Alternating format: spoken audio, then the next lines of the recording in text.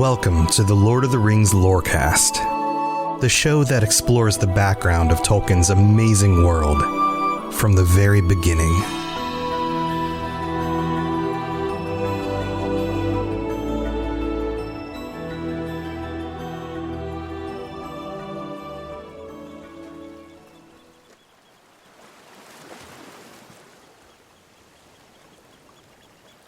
If I were to continue our story from last time, our adventure ends with Feanor discovering that his father, Finwë, has been murdered, defending his home and the Silmarils from Melkor and Ungoliant.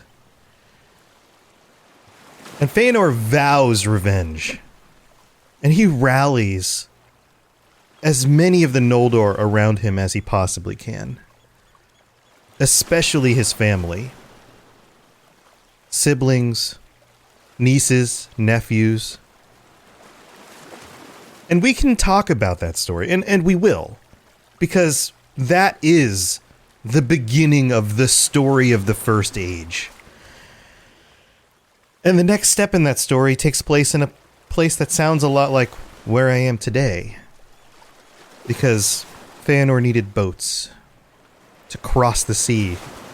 If you recall, Melkor heads off back to Beleriand, back towards Middle-earth, in order to hide out with the Silmarils, and Feanor needs to chase after him. But the Noldor aren't shipwrights. The Teleri are.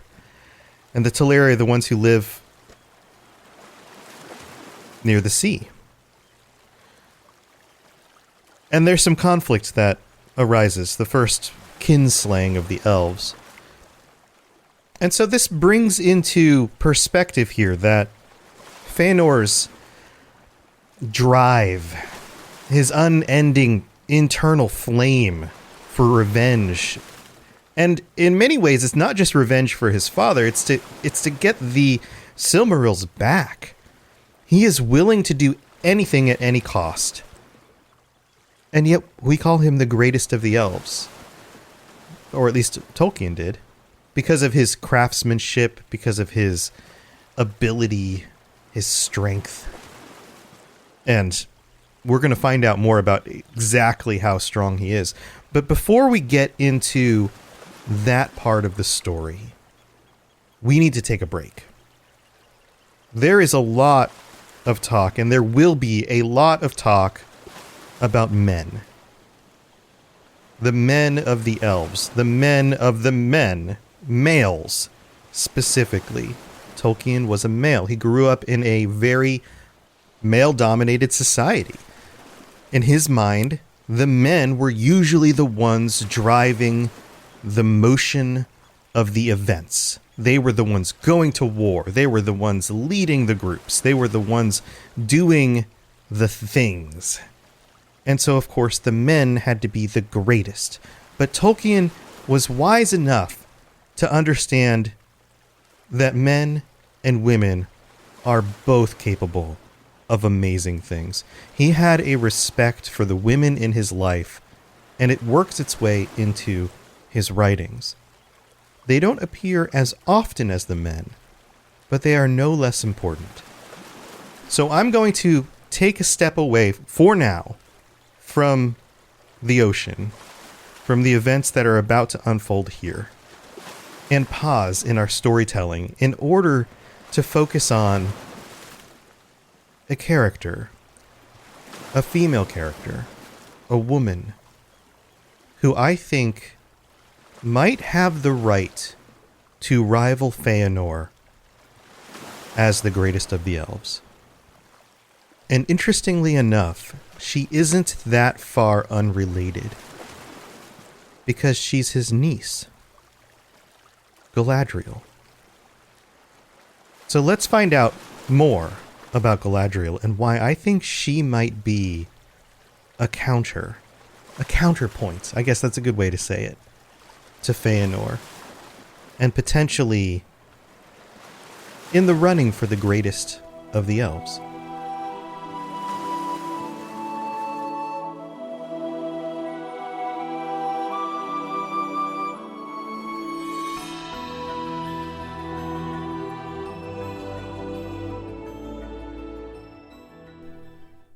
So let's talk about Artanis. Artanis? Who's Artanis? Artanis, that's Galadriel's original name. Interesting, huh? She's also known as Nerwin and Alateriel. These are other names. Many of the elves have multiple names, as you've probably noticed by now. Galadriel wasn't a name that she took on until much later, and it was a name that was given to her by somebody that she had fallen in love with.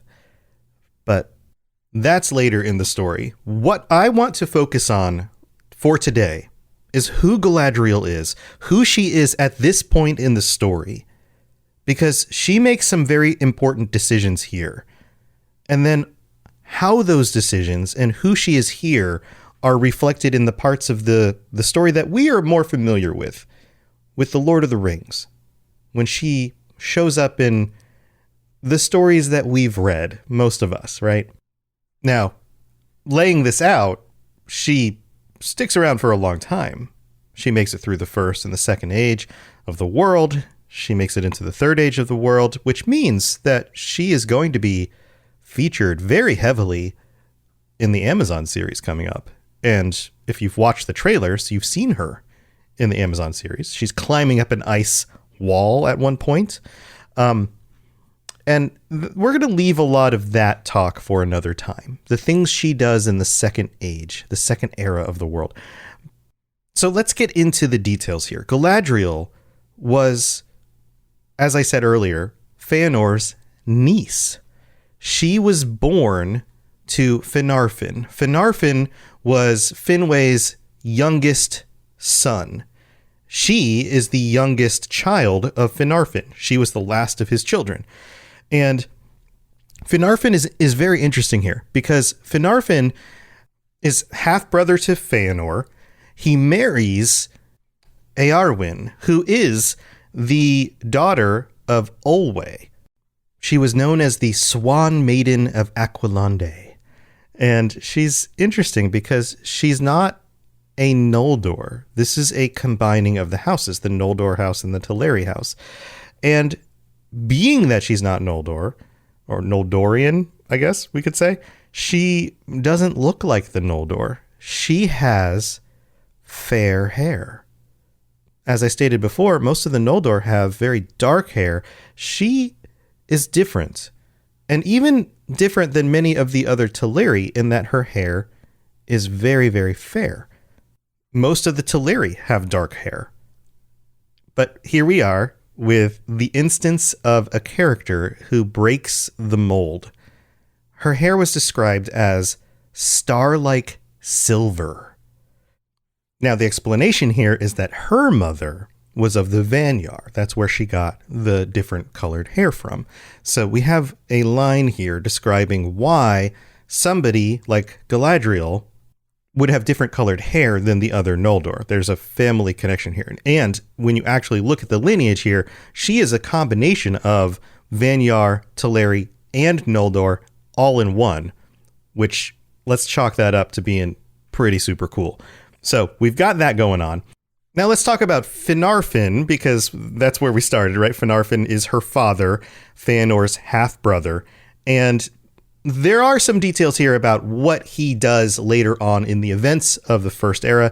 We're not going to go into that yet, but do know that his role will be important and unique, so keep his name in mind. There will be a lot of these F names because of the way that Tolkien does the names and families and things like that. Many of the characters of a certain family all have names that start with the same letter, so it can get a little bit confusing. So Finarfin, so Feanor and Finarfin, half-siblings. Finarfin weds Eärwen, and they have children. The children include Finrod, very important name, later known to be Finrod Felagund, also Angrod, Agnor, and then Galadriel, or as she would have been known at the time of her birth and through much of the events that are about to unfurl here.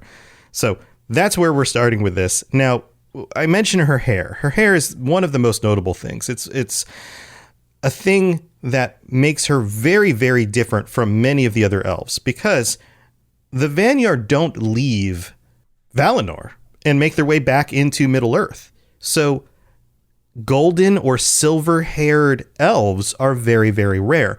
Now, beyond that, Galadriel is more noteworthy than just for the color of her hair. It's just the thing that stands out immediately. People would talk about it. The elves would talk about her hair specifically. Some would say that it was as if her hair captured the light of the trees. Intertwined in her hair were strands of gold and silver. This is one of the things that we don't get very clearly noted in the representations that we've had on film, because it's hard to do that. You get like a zoom up of Galadriel's head in order to see it. All together at a distance, it would blend together into a very fair golden color. But when you were looking at her up close, you would see the intermingling of these strands of hair. It would be unique, not just because she had fair hair, but she had the intertwining of these two different colors.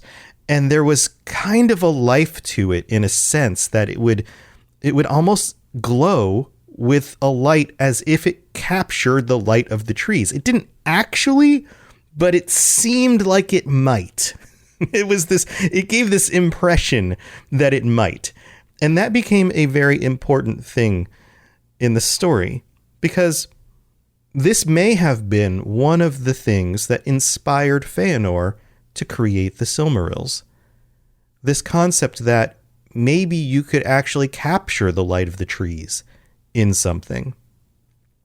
And early on in his studies, he approached Galadriel, his niece, and asked for a strand of her hair. And Galadriel turned him down. Odd, right? Your uncle comes to you and says, "Hey, can I just have just a strand of your hair? I'm just doing some testing on some things, just working on some stuff. It's very beautiful. I would love to just have a strand of your hair for something I'm working on." Okay, here you go. It's just a strand of hair. But no, Galadriel said no. And this gives us some insight into one of the aspects of her personality and one of the things that makes her unique in her personal magics. This is a concept that I think we're going to have to dive into deeper in the future. The elves and their magic are not like sorcerers casting spells. They're not chanting things. Most of the time, it's not like the incantation of words casting things. Don't think Hogwarts and Harry Potter, wands and wizards, so much as the very secretive nature of who they are and their connection to nature and reality. They have a connection, a fundamental connection to the way the world works that others don't quite understand, especially those elves who dwelled in the light of the trees. Galadriel, from the beginning, had a deep insight into the motivations and the minds of others. So when her Uncle Feanor, comes to her 3 times asking for strands of her hair, she turns him down all 3 times because she can see who he really is. That his goals are selfish. That he wants something from her for reasons that are not focused on the well-being of others, but are only focused on making Feanor greater and perceived as more powerful in the minds of others. And this is something that we see later on in the stories in The Lord of the Rings. When she meets the Fellowship, it's as if she can peer into each of their minds and understand who they are. And they sense it. This is represented really well in the movies. Some of the things they do in the movies are represented extremely well. Some of the things they've changed a little bit, and some of the things they just totally gloss over. This is one of the things that they do in the movies that I think they do a very good job of. All of them have this feeling of being, seen in a way that others don't usually see them, of feeling transparent all of a sudden in front of her.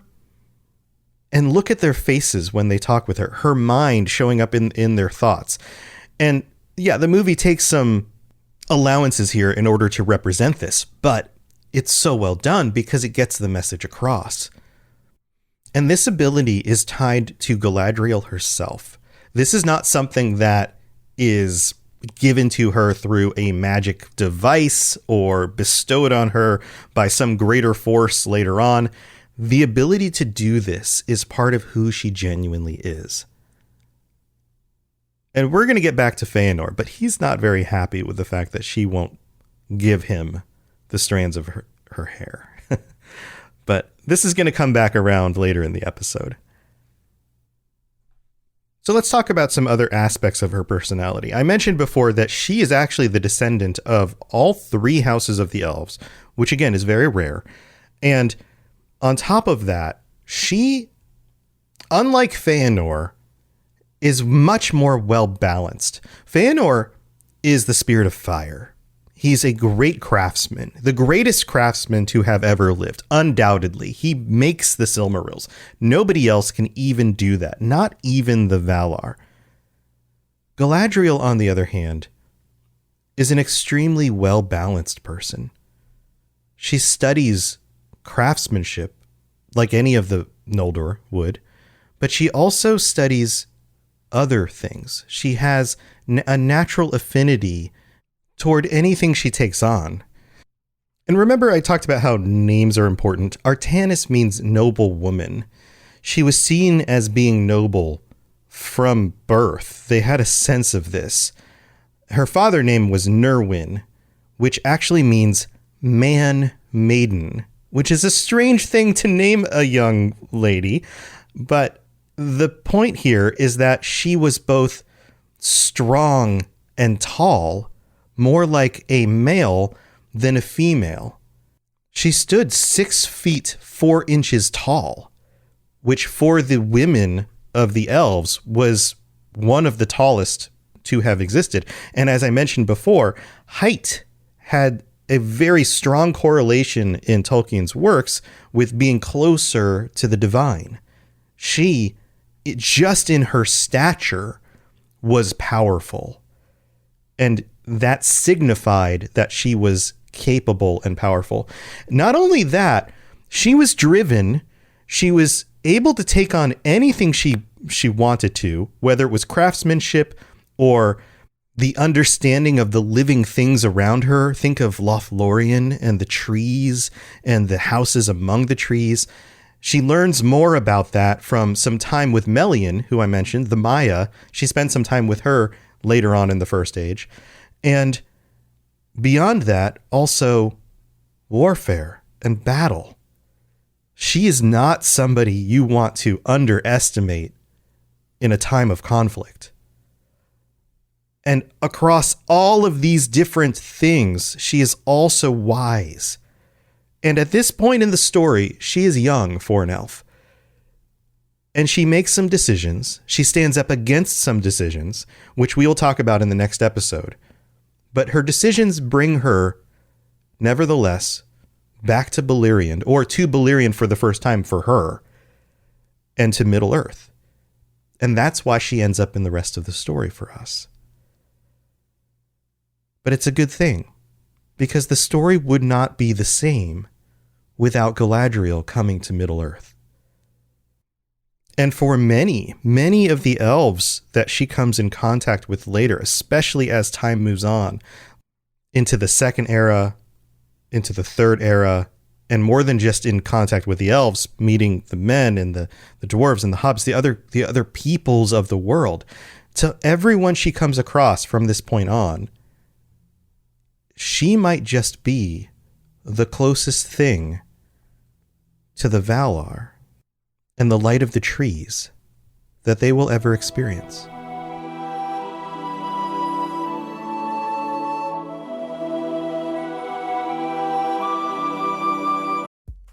It's time for that spring reset. I'm taking a look at everything in my closet and figuring out that, oh no, this absolutely needs to go. And it's about time I replace things so that my clothes aren't older than my 15-year-old. Now you might think that they lasted that long because they were well made, but no, they're in terrible condition.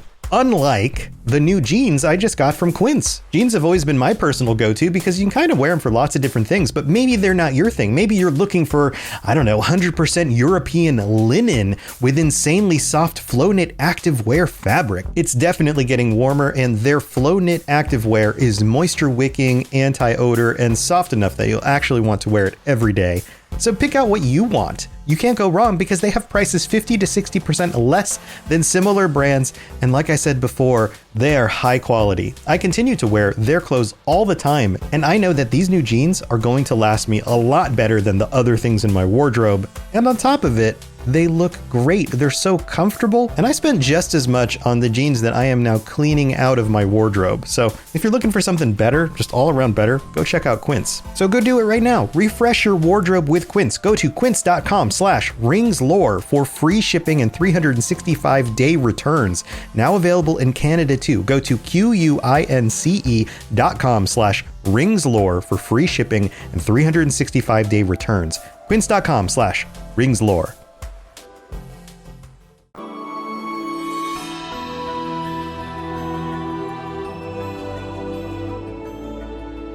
All right, here we are in the middle of the show. Thank you for tuning in, and thank you to everybody for taking the time to tell your friends and share the show with others and all of that. I've got some wonderful notes from those of you reaching out to me, and I just can't even. You guys are just so nice. Thank you so much. We don't have any new patrons this week to shout out, but thank you to everybody who helps support the show. All 12 of you right now, up to 12 of you. And if you're the kind of person who's thinking, okay, I'm going to catch up with the episodes, if you're like listening back through and you're going, yeah, I might want to sign up, but I want to catch up with the episodes. Do know, if you are planning to sign up in order to listen to the bonus episodes coincide with the episode that you're currently listening to. So if you were to listen through everything and then go back and look up the bonus episodes, that would be kind of out of order. So you may want to enjoy those sooner than later, is just my recommendation. Otherwise, do it how you want. It's up to you. It's your thing. And I would very, very much appreciate the support. This is my full-time career. This is what I do, podcasting, this show, and many others. And it's because of people like you that I'm able to make a career doing this and to keep creating content. So if it's something you appreciate, then please head over to patreon.com/LOTR Lorecast and just check out the different tiers. Ad-free episodes, the tier with the bonus episodes. This week, I haven't fully decided yet. I think I might delve a little bit more into the female characters and Tolkien's personal connection to women in his life and how that influenced the writing of women for him. There's some interesting stuff there. So if you're interested in that, go check that out. Also, thank you to people who are taking time to leave reviews on Apple Podcasts. This is amazing. We have 3 new ones to read out. I'll try and get through these pretty quick. But man, such kind words. Thank you to all of you. All right, so here we go. This one is from Nick Dienema, words, right? I just nailed that one. From Great Britain, writes, sublime, 5 stars. Sublime, literally one of the many positive words I could use to describe your work here, robots.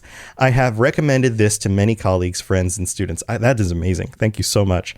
I teach children how to play Warhammer and Middle-earth strategy battle games. Holy crap, that's awesome. I love that. Playing games like that with kids, one of the best things you can possibly do with your time.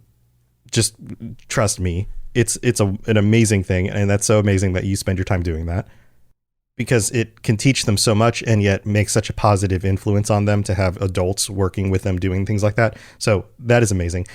We all love Lord of the Rings, and your accessible take on the Silmarillion makes my life so much easier in listening to a joyous and fun-filled experience. Your work is simply excellent. Thank you so much for taking the time to make and produce this show. I often struggled reading the Silmarillion due to its wordy nature, so your take here is the exact dose of wordy and accessible. Please keep these coming. One note of you struggling with pronunciation here is an excellent YouTuber called Nerd of the Rings. Yep, I'm a big fan of Nerd of the Rings' work. It does awesome stuff. Oh, side note here. Okay, let me just finish reading it. And I feel his pronunciations are excellent. Hopefully you might link up and become friends. That would be awesome. His YouTube channel is fascinating also. Thanks again, robots. Keep going. Namiri. Oh my God, I'm going to mess this up. Namiri Melon. I should have looked up the pronunciation that before I did it, but I just dove right in. What's interesting about Nerd of the Rings? He's a super, super great dude. Does some really good stuff. But if you look back on his earlier videos, he has hard time pronunciation too. And I just said pronunciation. I'm just going to leave that in, not edit it out. Anyway, so thank you for taking the time to do that. Yes, absolutely. Sometimes I just get in the moment of recording and I don't think about the pronunciation as I'm going. And the spirit of the delivery is more important than the pronunciation and going back and editing it out. So it's just one of those artistic decisions, or maybe I'm just lazy. I don't know. But I try to look things up when I don't understand the words. Like, Erwin is Erwin. It's the R thing with the R. I can't do that well. You guys don't want me doing that. So I'm just going to say Erwin. All right. So another one we have, this one is from Squidathon in Great Britain. Highly recommended, 5 stars. A very interesting podcast. You can tell that Robots is really passionate and knowledgeable about Lord of the Rings, and having the Silmarillion stories in a more accessible podcast form with the extra finely crafted gems of different perspectives and philosophies to work with, to do with the work is a real treat. I think I messed that up. My fault. Truly work to rival Feanor himself. That's amazing. Thank you so much, Squidathon. And then we have one from Jacobski7 in the US who wrote in and said, wrote on Apple Podcasts and said, "This podcast is amazing, 5 stars. This is such a great podcast. It's been a long time since I read Lord of the Rings, and Robots has convinced me to pick them up again. He does such a great job. Keep it up. You're the best." No, you're the best, Jacobski7. Man, you guys are just awesome. Thank you so much for taking the time to do this. If you don't want to leave some words, don't worry. You can just click the 5-star thing or do that on Spotify if you listen on Spotify. Both of those things help. And like Nick said, sharing this with your friends and colleagues and students and whoever else in your life loves the Lord of the Rings would be amazing. That is the biggest thing. Word of mouth is so much better than anything I can do to promote the show. So thanks again. I know this went a little bit long, but we're going to get back to it. Here we go.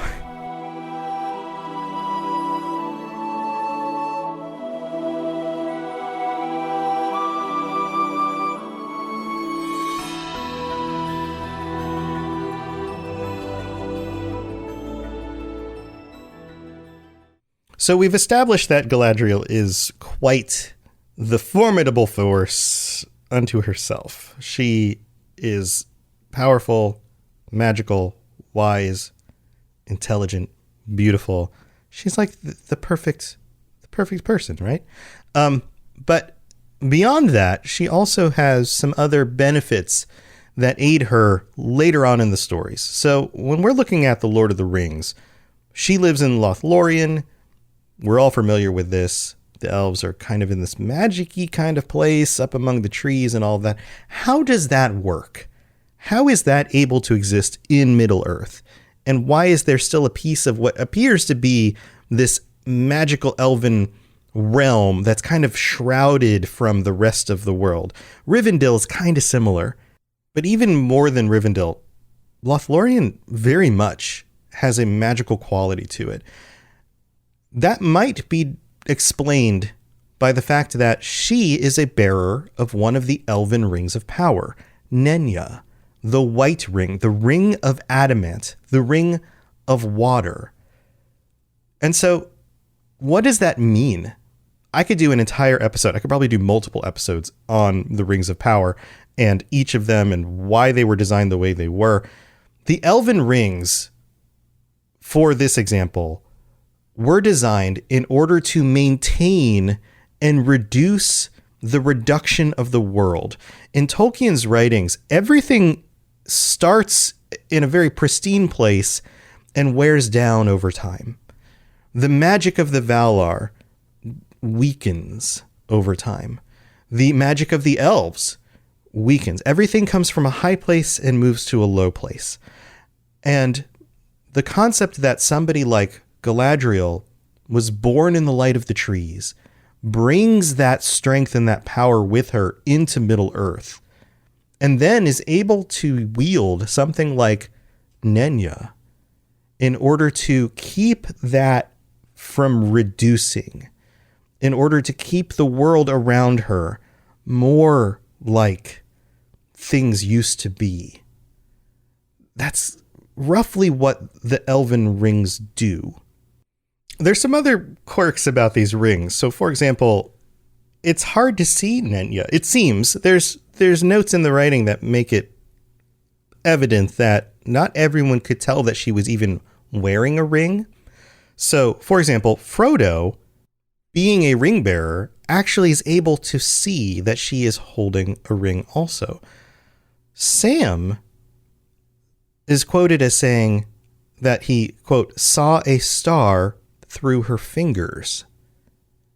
So it's like he has a sense that there's something there, but he can't quite see it. The ring itself, when you can see it, is made of mithril, the very, very hard metal that the dwarves were mining down in Moria. And it's inset with a white stone of adamant. Now, the Ring of Power wasn't the only item that Galadriel had at some point that was magical and interesting. There is the Elisar, the Elf Stone, and you'll recognize this. It has a lot to do with Aragorn. Well, go with me here because there's some description. We don't know necessarily how Galadriel came about this.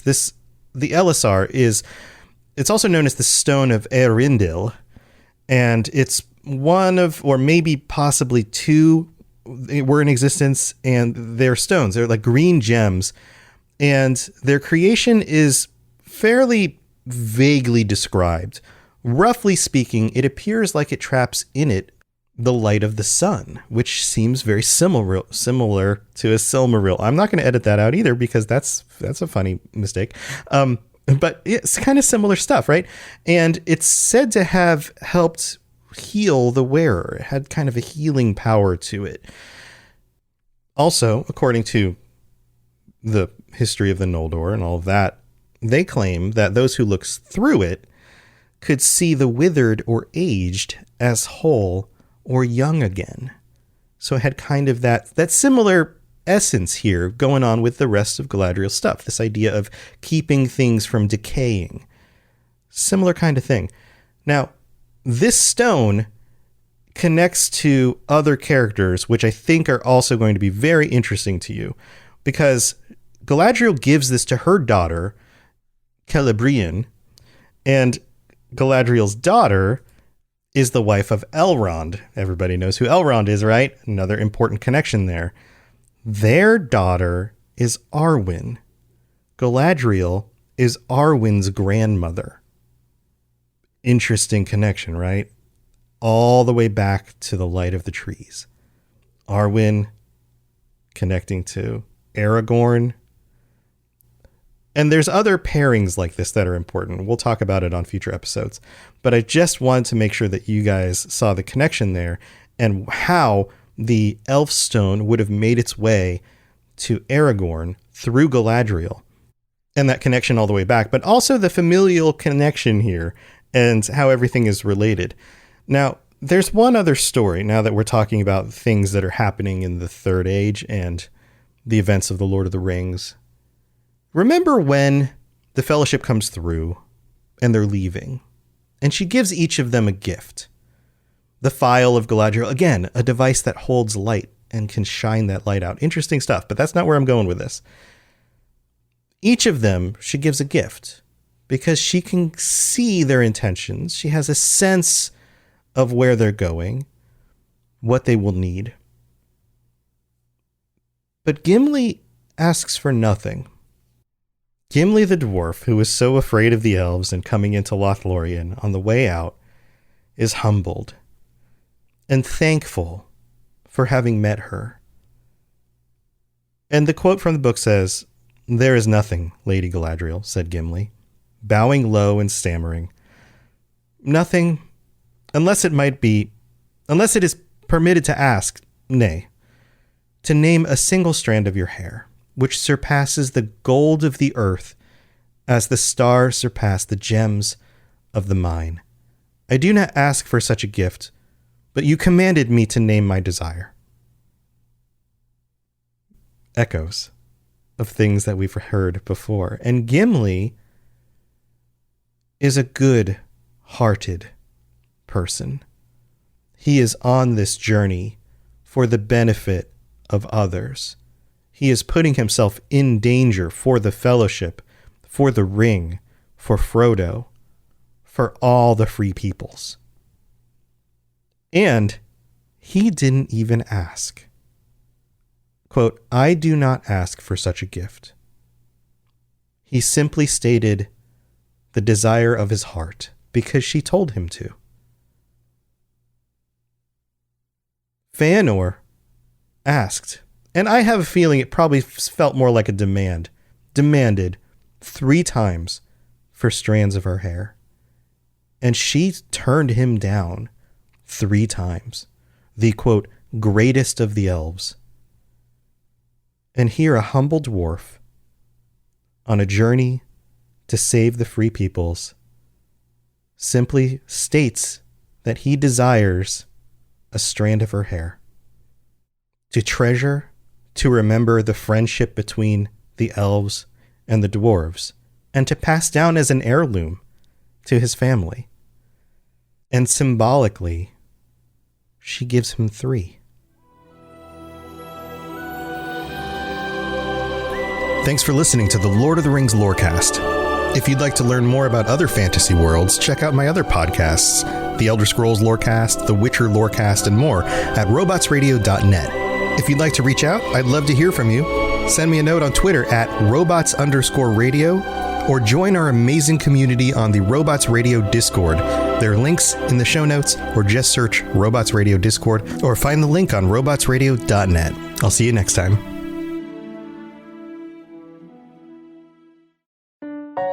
Robots Radio. Games, lore, stories, community. Just press play.